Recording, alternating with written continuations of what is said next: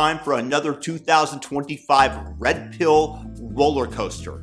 Today, we're slicing through the steaming pile of propaganda that is known as the illusory truth effect. It's the sneaky trick that the uniparty, those in charge around the world, and their media lapdogs use to brainwash you into swallowing their lies faster than you can say fake news. But my goal here is to explain the psyops and give you examples of it so that you might recognize it in the future when people are attempting to use this technique upon you. So it's not only done by the political class, it's used by advertisers as well, and anyone who wants to install their narratives as your point of view. So if I succeed in this mission in any way, please like the video, just thumb it up right now and leave a comment to let me know your thoughts. I will reply to most comments that are left in good faith. The illusory truth effect is a cognitive bias where your brain gets cozy with lies if you hear them enough. It's like Joseph Goebbels stated. He was the propaganda minister of the Third Reich.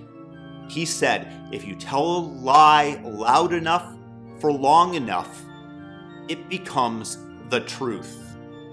For the eggheads of you out there, people tend to believe information is true after repeated exposure to the same message, regardless of its actual accuracy.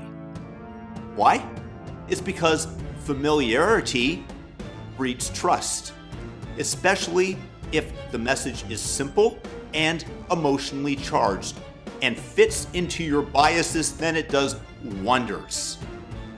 This, by the way, is not new. As I said, it existed in World War II, and the propaganda gurus and advertisers have been milking this for decades.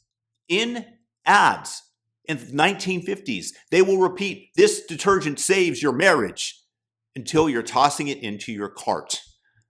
Democrats and their media buddies, they're just souped up ad execs, repeating lies like Biden is sharp as a tack. Joe Biden, sharp as a tack. The president was sharp as a tack. The president's very sharp. And they do so with a heightened sense of emotion that they try to purvey and to trigger inside of you, which is almost always fear, because this is the most convincing, and the low information voters eat it up. The kicker, even if you know it's false, for many people, repetition makes it feel true. I mean, who am I, this outlier crank, doubting what everybody else knows is fact? They're using social proof, what everyone else does, to manipulate your view of the world and your willingness to state a different and compelling fact that you might believe, but they make it hard to. It's the same thing that the woke did with Black Lives Matter, for example. Now, let's dig into the current 2025 example, the Maryland Man psyop. Meet Kilmore Abrego Garcia, a man that we've talked about at length on this channel. He's an illegal immigrant. The Maryland man thought to be wrongly deported. Maryland man Kilmar Abrego Garcia. Of a Maryland man wrongfully deported. A Maryland man who was mistakenly deported. The Maryland man. That Maryland man that was detained. The Maryland man mistakenly deported to a prison in El Salvador. They're not even trying to bring back a Maryland man. And alleged MS-13 gangbanger deported to El Salvador's mega prison back in March.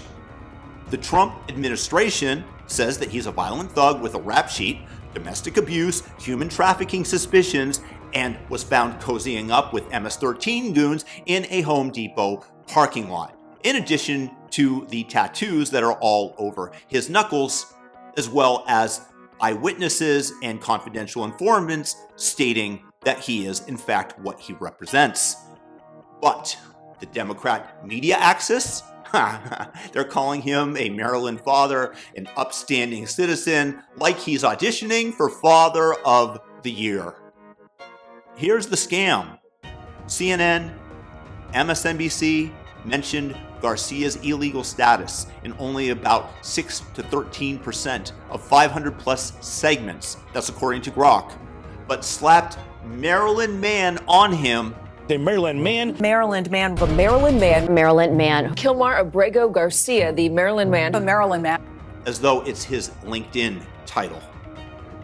That, my friends, is the illusory truth effect in overdrive. Repeat, he's just a dad enough, and voters forget that he's an MS-13 gangbanger. This is brainwashing 101. Hide the truth, sell the sob story. That is how they get you to associate with that mention. And of course, that drives you to do exactly what they want, which is this case is to help stop Donald Trump from cleaning up the government grift. And Democrats like Cory Booker are flying to El Salvador to beg for his release. Oh, the poor Maryland man. Meanwhile, actual victims like Rachel Marin's mom, whose daughter was killed by a fellow MS-13 gangbanger, get completely ignored by the political class. Classy Democrats, hitch your wagon to a murderous, child-sacrificing Satanist gang whose full entry one gains only after killing someone, and then claim due process as your alibi for support. Discuss the release of this individual who is illegally detained, a Maryland man. Let's pivot to how this works in advertising, because you'll notice it's the same playbook. Advertisers know the illusory truth effect is a golden goose that they use repeatedly. Repeat, this burger is the best enough, and you'll find yourself craving it, believing it, even if it's just mediocre. They use simple slogans, emotional vibes like happy families chugging soda, and lean into your biases. Our brains are suckers also for a good jingle, as that sticks into your mind for decades. Example, break me off a piece of that Kit Kat bar. That hasn't been on TV in 15, 20 years, yet everybody of a certain age remembers that jingle. The media uses this same phenomenon to sell political lies. They repeat emotionally charged whoppers like Trump's tariffs are going to tank you tomorrow, or Garcia's just a misunderstood dad, until voters buy into it. And this is not just about dunking on Democrat hypocrites or laughing at their Maryland man flop. The Maryland man. The Maryland man they shipped to El Salvador. The Maryland man who was sent. It's about your freedom. The illusory truth effect allows the media and the uniparty to hijack your brain, erode trust in the actual physical world. For example, the distinction between men and women that we've known since the dawn of time, and any 3-year-old without a Munchausen by proxy mother will be able to extinguish between the two. And they continue to push agendas that hurt Americans and our country, like past and future victims of MS-13, for example. When they repeat lies to gaslight you, it's not just politics, it's psychological warfare. So, how do you fight back? 1, cross-check against all corporate media, especially that which comes from the left-hand side of the aisle. You can use X, or you can go straight to primary sources. Don't believe everything. 2, call out the lies. Inform people of what you see so they're less likely to get caught up in it. 3, be especially wary when the same phrasing is used all across the various outlets. This man from Maryland. A Maryland man, a case of a Maryland man. The Maryland man. Maryland man. It's not a coincidence and is one of the biggest pieces of evidence that you're being psyoped. Just as an example, when Joe Rogan had COVID and it was told that he was using ivermectin, every single media outlet out there called it horse dewormer. They kept repeating that over and over. And if you want to know why, it's follow the money. It's because if there had been an alternative that wouldn't have necessitated an emergency use authorization for the COVID vaccine, in air quotes, it would not have been issued. Therefore, they want to suppress any evidence, any thought process that might lead to a differentiator, to something that could have replaced as treatment the COVID vaccine. And who funds the media? It's the drug companies. It's Pfizer. Brought to you by Pfizer. Brought to you by Pfizer. Brought to you by Pfizer. So there you have it. That is why they used this psyop and got you to believe that ivermectin was nothing but horse dewormer, despite the fact that it's been distributed to over 1 billion souls and has no really known negative side effects. Now, I promised you that I would not only be dunking on Democrats, but let's go to a past example that the Republicans used to really harm the United States and the whole uniparty in general. That includes, of course, Hillary Rodham Clinton and all of the neocons. They did the same thing that I'm describing here leading up to the Iraq War. So again, it's not only the Democrats who are using it. Back then, it was the Republicans and the uniparty. The Bush administration, including figures like President George W. Bush, VP Dick Cheney, and Secretary of Defense Donald Rumsfeld, systematically repeated claims that Iraq possessed weapons of mass destruction, WMDs, and also that Saddam Hussein was linked to Al-Qaeda. For instance, Cheney's August 2002 speech claiming Iraq was reconstituting its nuclear program was echoed in over 50 public statements by administration officials from 2002 to 2003.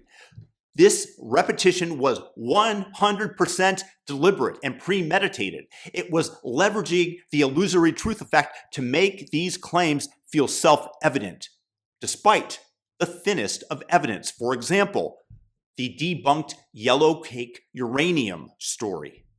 And the tying it to terrorism that I mentioned earlier, tying Saddam to Al-Qaeda, so soon after 9/11, and the potential repeat of it if we don't take action on U.S. soil was designed to instill fear in U.S. citizens.